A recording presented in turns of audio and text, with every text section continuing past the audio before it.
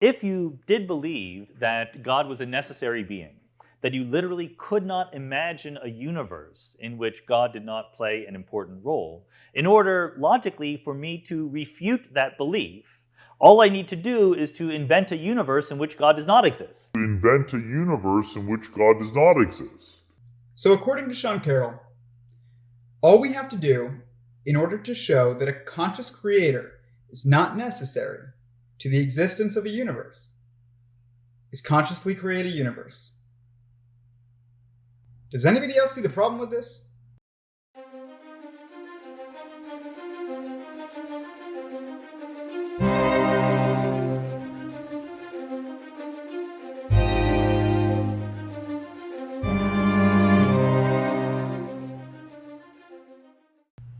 God created the universe. Let's just assume for the sake of argument. How would he do it? And would it give rise to the structures that we described in the previous video of the quantum of consciousness and the various aspects of quantum mechanics and the particle structures that we see in quantum physics and beyond quantum physics? Because there's actually nothing beyond quantum physics, but beyond quantum physics as we define quantum physics. So imagine you are God and you have to create within yourself creation, multiplicity of consciousness within your oneness of consciousness, a universe, or the start of a multiverse chain, double helix chain, which would be a universe. How do you do it? Well, you have to give a little energy towards your creation in order to animate it. And because God is one at this time and there's nothing else, then you can't divide your energy by like 6.2%. You have to do it by whole numbers, and you have to do it, you kind of just try it in an order, I guess. You would test it. So if God tried to divide his energy by 1, then he would give all of his energy to his creation. His creation would have the same energy that he had prior, and he would have no energy left over. He would die, and nobody would sustain creation. And maybe it would be self-sustaining because he gave it all of his energy, but the reality is that now we just have oneness of consciousness again, no multiplicity, and there's no meaning, and this was all for nothing. It's kind of like when Kylo Ren gives all of his energy to Rey in the last Star Wars, and then he dies. This is like that, but there's no one else left outside of it. So it would be a meaningless act, essentially. So then we have to test the next one, which is 2. Try and divide yourself by 2, your energy by 2.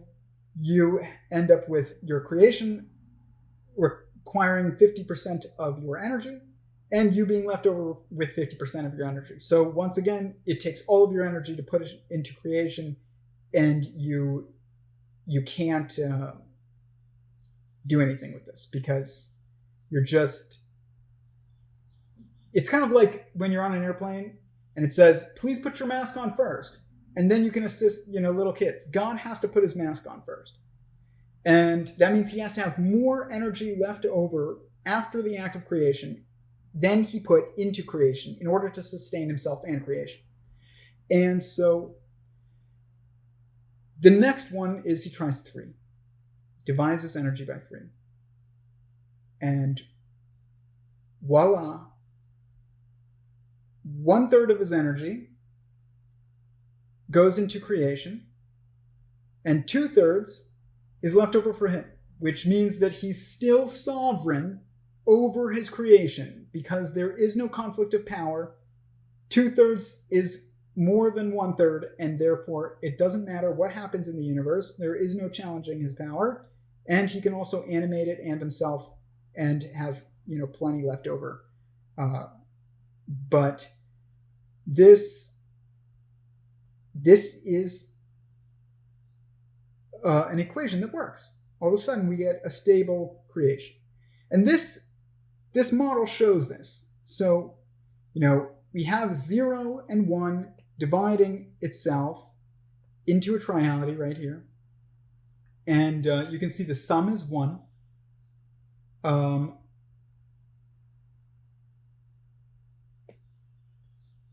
Now you can see the sum is 1 right here. And you can see that it's still, though, it's 3. And you get 1/3, 1/3, and 1/3, which is 33. So, but you're left with 2, which is, count 2, of the 3 for God, which would be this cube right here. And then 1/3 of his energy is put into creation. So I have this math equation here testing this idea to see. I wrote it to return true if creation is less than the value of what is left over from the division. So if this is less than, a number here is less than a number here, you get true. So when we tried, 1, we don't get that because giving all of his energy to creation, you're still with oneness of consciousness. Half and half doesn't work because it's not less energy to drive creation than is left over. And when we divide ourselves by 3, we get 1/3 and 2/3, and the answer returns to be true. So now we know that right here is where creation becomes stable. And what's interesting is that also this sums to 4. Remember I said 4 is the number of stability. You get 1, 2, 3, and 4, and on the 4th, right here, with 4, where the sum is 4, we get stability. We get 1/3 of the energy going towards creation, and we get 2/3 being left with God, and the sum of all of these together is 4. So we get a stable structure of creation and creator, universe and God. And I have all of these numbers here calculating, the average, the sum, and the count of different aspects or perspectives on what the numbers that are manifested here. What you can see is that this is one perspective on creation. This is another perspective on creation. This is creation. And once again, you see here a count of 4 this time and a sum of 1 right here. So what we're seeing is a oneness of consciousness created in creation via this act of division by 3, giving of 1/3 of energy. So you're seeing all of these symmetries. You're seeing 4 here as the sum of these. And these. Well, it's the count of here and the sum of here. Well, it's the count of here, the sum of here. What's interesting, this 4 is the sum of these, and it is the count of here. But what's interesting is that the sum of these 3, as you can see right here, is 6. So we're getting 6 from one perspective, 4 from another perspective. This is kind of like what I said in the last video, is that they are the same from 2 different perspectives. We're also getting, here we're getting a count of 12 and a sum of 18, and then over here we're getting a sum of 14, which Eric Weinstein said 14-dimensional observers, and a count of 12. And then in here we're getting a sum of 12 and a count of 9, just like the quantum of consciousness is a count of 9. So when we go here, I was messing around and I realized that creator and creation are two different perspectives of what we're left with after God creates. So that sums to two perspectives. And you can see that here when we sum all of this, the red, which is creation and creator, we get a sum of 2 and a count of 6, interestingly enough. So I squared it, and because I multiplied it by itself, okay, because that's one of the fundamental equations. And you get 4, which once again is right here. Okay?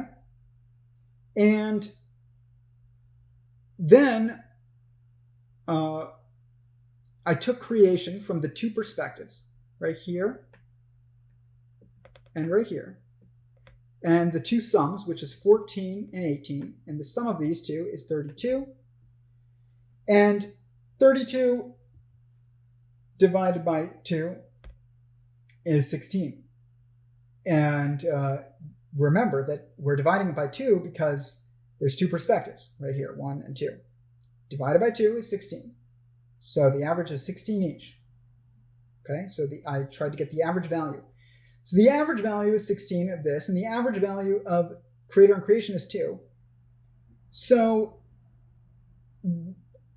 with the creator, I squared it. But with the creation, I got the square root because it's a mirror. And we're looking for symmetries. So the square root of that is 4.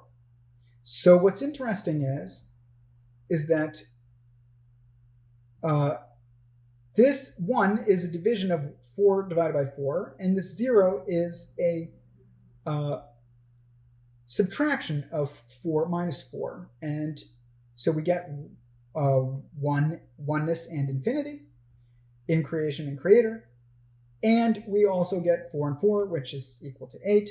And when we sum them, remember that there are 8 periods of growth.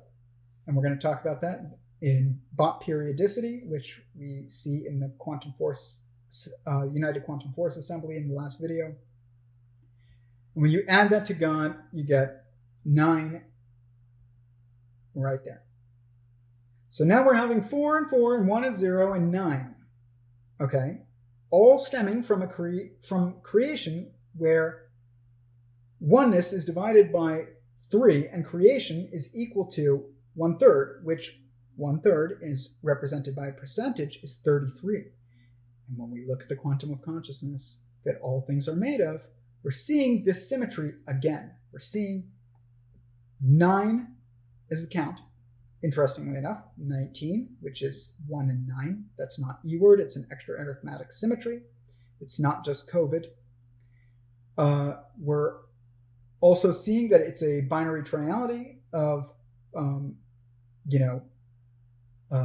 all of the fundamental perspectives are here, and they're just represented by numbers here. And we're seeing the 3, 6, and 9 that Tesla said we would see. Again. And the sum of which, all of this quantum of consciousness, this entangled knot of perspectives, is 33. So a 3 by 3 grid is seeing 33, and it's all coming from a structure that created it by dividing 1 by 3 and giving 1/3 of that energy, which is 33% to this. So we're seeing 33% of God's energy represented as 33. It's very interesting. It's not a coincidence. Okay? If the universe is deterministic and there is no God, and it's just this irrational universe, Sean Carroll model where everything is predetermined and there is no God determining it, then no number is a meaningless coincidence. None. Because it's all deterministic. And it's all stemming from a pattern. If God makes choices and gives rise to a structure that dictates the creation of our universe, then it's still not meaningless. No number is meaningless. So no matter what, no number is a meaningless coincidence. So if you're just going to dismiss this as, oh, that's just a meaningless coincidence, this is not your channel at all. See my video on the E word. So we're also seeing 4 as the final representation of, the value of this calculation right here. We're seeing it here. And we recognize that this one's coming up and this one's going down. This is a symmetry. 9 ending in 4. 9 ending in 4. Not only that, when we sum these, we get 6. And this is 6 fundamental perspectives in a 9-dimensional event, essentially. And what's interesting is that if 33 represents self-awareness, because it's, the self-reflected, okay, the 3x3 quantum of consciousness seeing itself in the mirror, 42 is when we add 9. So when we take the 33 here and we add it to the count of 9, which is this, when we add the sum of the value of the calculation of self-awareness to the dimensions of the structure that it took place in, we get 42. And interestingly, 42 is described as the answer to life, the universe, and everything in Hitchhiker's Guide to the Galaxy. And he said, the author just said, I'm pretty sure that he chose that number because it was, funny. But what's interesting is that when we look at the first page of the gospel, we see in the genealogy of Jesus, okay, these guys were clearly onto something, whether or not you believe in Jesus, because if I'm saying that the universe is the logos of God, the generative structure of existence, the child of God, then the highest being that is in creation is the universe completely. Then what's interesting is that in the first page of the gospel, it says there are 3 sets of 14 generations. And these 3 sets of 14 generations sum to 42. 14 plus 14 plus 14. And I noticed this pattern in my work as well. So if we're going to take you as a quantum of consciousness and the universe as a quantum of consciousness, and we're going to look at it, the value of you and the universe as 2 quantums of consciousness and all of the matter contained within it, which is the fermions, then when we make a map of that,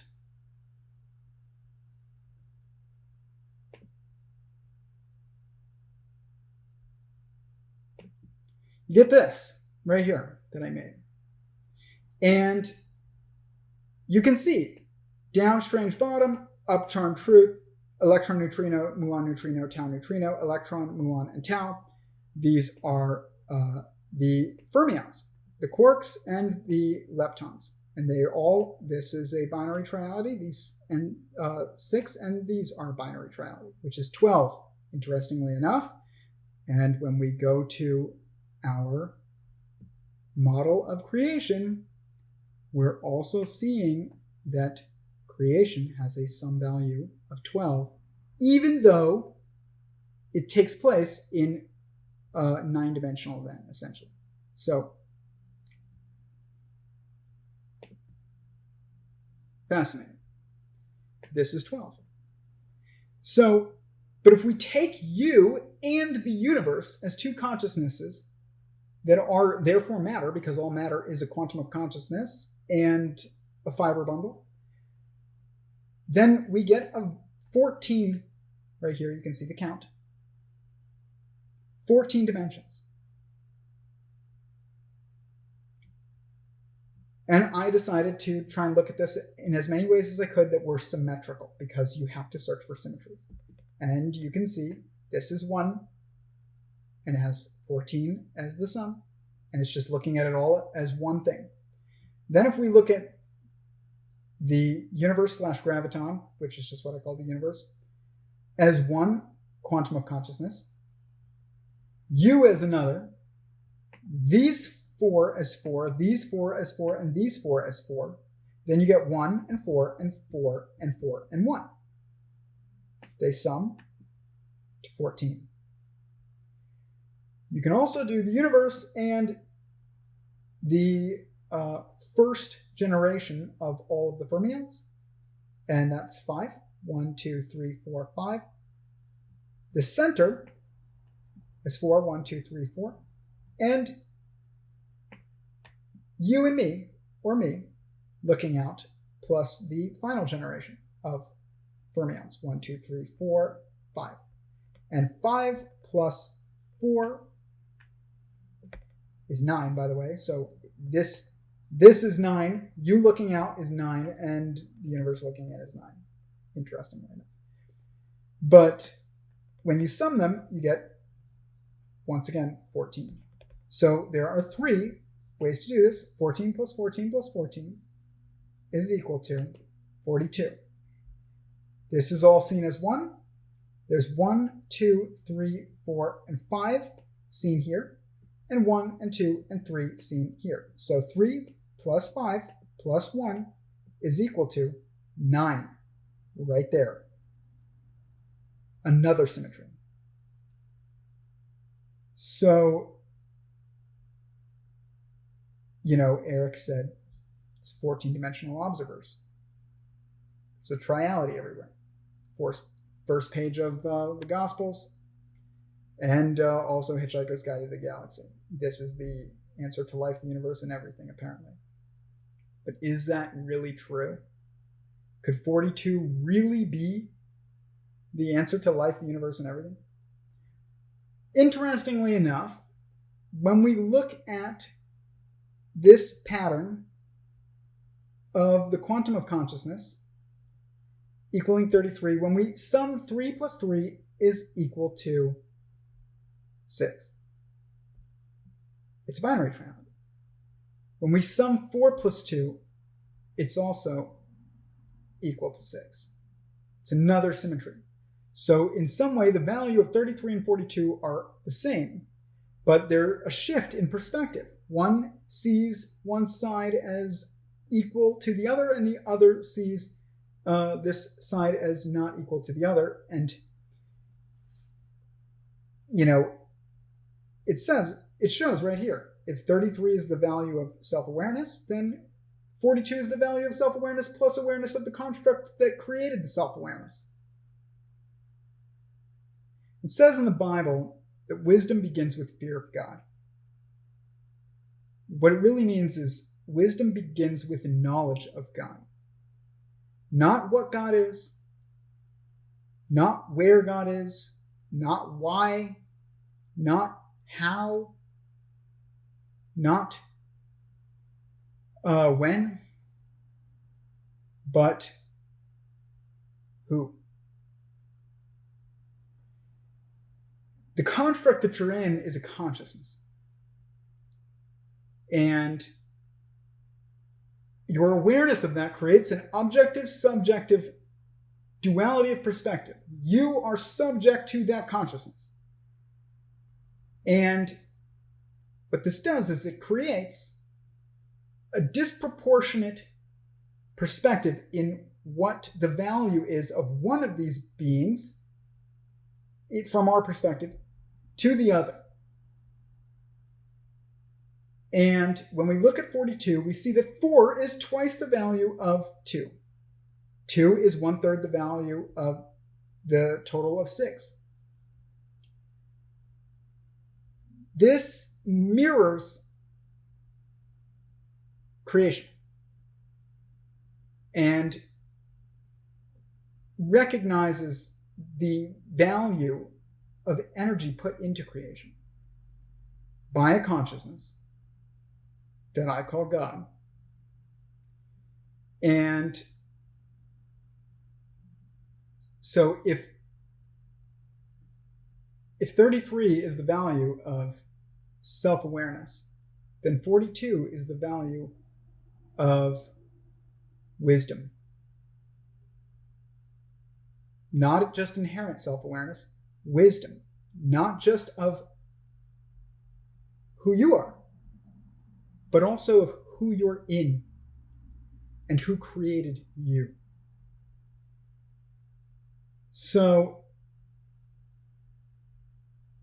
I'm going to get into the math even further of where we see these symmetries in the universe. But I kind of want to leave it at this because this was much more concise than my first go. So I hope that made some sense. I know it's very complicated. I'm going to try to find better ways of explaining all of this over time.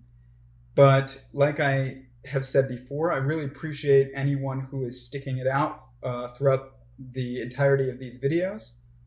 I definitely think that I'm onto something and that this model of creation seems to make a lot of sense. It seems to give rise to the structures that we see in the universe.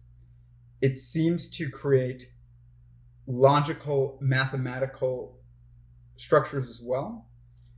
And I think that it also helps us understand ourselves and our place. And as I stated in my previous video, there's nothing that is E-word. And part of the problem with that E-word is that it implies that there's some things that are not really relevant to us. Some things like how the universe was created. But I deny that. I think that everything is relevant. And that includes how the universe was created. It is personally relevant to you.